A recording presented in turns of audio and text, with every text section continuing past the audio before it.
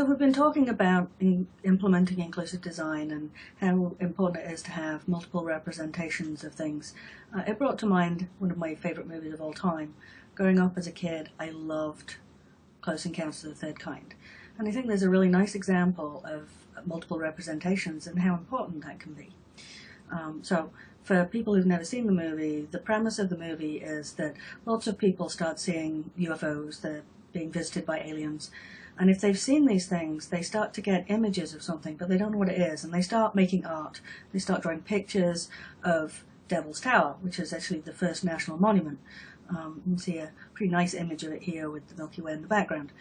So they start doing these pictures. We focus on Roy Neary, who is the main character. And the first thing he does is he does it with shaving foam on his hand. And then the classic scene that most people remember is him sculpting it out of mashed potato.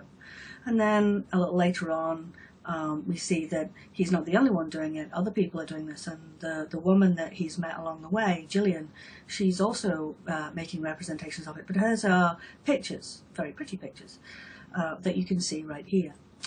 But he's continuing to refine his models, and so he's building them. He's got a train set, so he's building out the modeling stuff for that.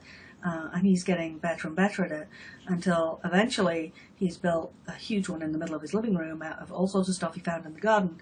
And then he sees an image of the real thing, Devil's Tower, on the TV and realizes he has to go there.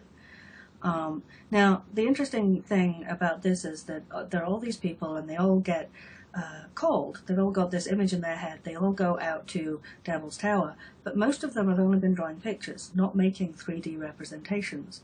So eventually they get out there to where whatever is going on, and here we see a blurry image of them trying to scale the side of Devil's Tower because they want to get around the other side to see what's going on.